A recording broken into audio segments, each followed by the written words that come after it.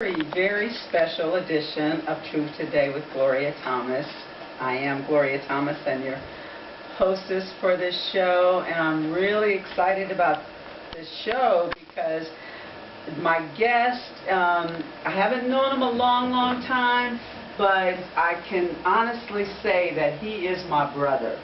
He truly is my brother. He and his wife and their children, they're members, we all attend the same church, and when I originally met them, I think it was the second time I had a conversation with him, they referred to me as their big sister.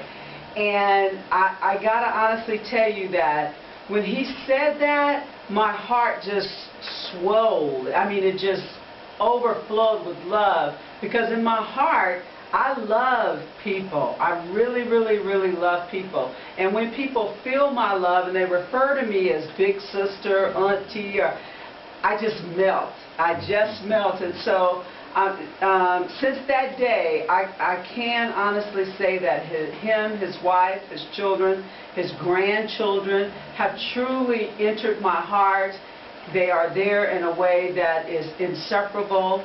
And I am really excited about that. And I introduce you to my brother. And you've seen him before. He's a regular on our church ministry, but his name is Deacon Lawrence J. Yes. What's up, big sister into the world? What's going on? She already gave you the introduction.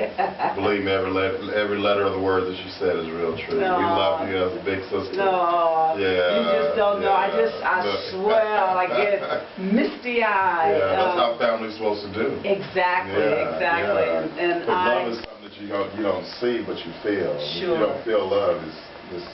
It's really not love. You're right. That's what it is. And it's love. temporary if it's not true love. That's right. Oh yeah, it'll soon fade away. Yeah. Well, I love you. I love your wife. I love your children, your grandchildren, and my life has really expanded. Right. Since we have become family. Right. My life has truly expanded, and a lot of the expansion can be directly linked to you and your wife. Oh. Yes. I would not be all over YouTube and all over those the places. World. Yeah, if it we just were to not... mess you up. Wait, help me fill my dreams. Oh, right. And I just want to say from me to you and to all the people in the world that you are doing a very awesome job. Oh. Now, I was going to say good, but it's above good. It's especially when you're expressing the ministry to the whole world. It's more because we always say only what you do for Christ will last. That's right. And that is a very true statement. Only what you do for Christ is going to last. Yes. And we are at a place in life that those of us who profess Christianity need to step it up a notch. Oh yeah, it's time. We need to step it up a notch. There's a lot of suffering, a lot of pain and agony that if just Christians heal, if just we heal, the rest of the world will follow suit. There's enough of us. That's so true. Yeah, so speaking of Christians, I want to, since you're the director of our music ministry at our church, and there are times when I leave on Sundays, all through the week, my head is playing over either a song that you and the W.C. McClinton gospel singers have done, or a solo that you've done. You are the director of our music ministry. And for people who maybe don't go to church as much as we do, explain that a little bit. Well, the music and the church, I always go back to my roots where I started in the music.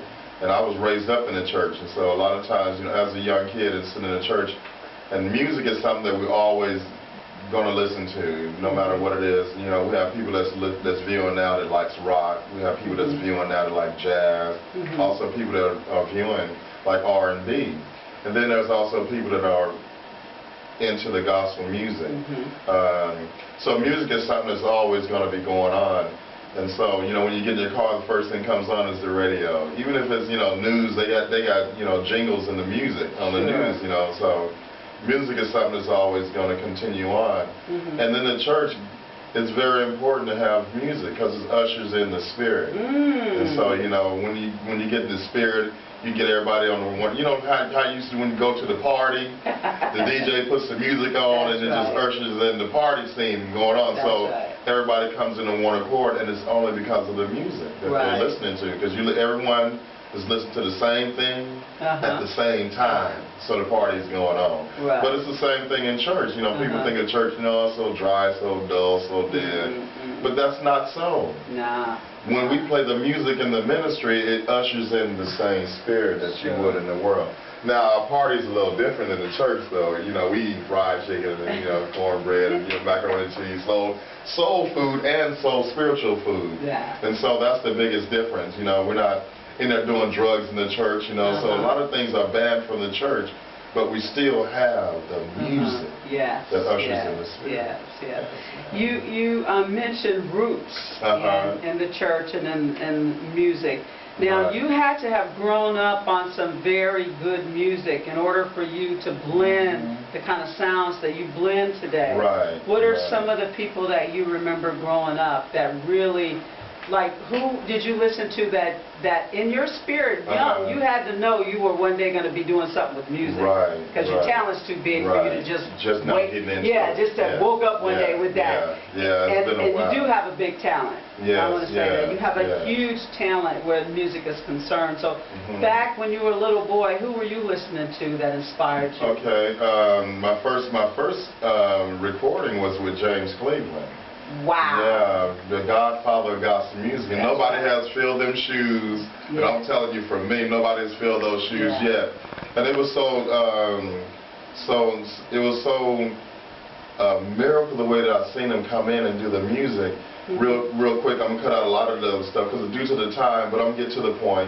The point is that when my mother was the choir director for one of the choirs that recorded for him. And so, you know, me sitting in the pews, you know, not old enough to be in the choir, but just, you know, loving the music, they was doing one of his songs. And then when he came in to the building, he was, you know, said, put the phone up so I can hear the voices. Because he was an on-the-road recorder. And so when he came into the building, everybody, you know, the choir was singing. And they was singing. And then the music director at the time was listening to the choir and, you know, interviewing back and forth to him on the phone what's going on. And so when they got to his part to sing his verse, he walks in the door, he gets the mic and sing his verse. By then the choir is already tight. They pretty much in high praise by now. And he comes in and he records the song, sing his verse, and then he leaves the same way he came out.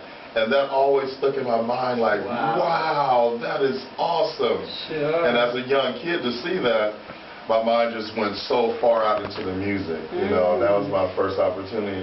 Well, I've been recording since reel to reel, you know, now we got the CDs out now, and cassettes and you know, the albums, you know, so I've seen it all. I'm what you call the balance child. My balance was, you know, old school, and I'm right in the middle of the new school. So I'm just having a good time in this music thing.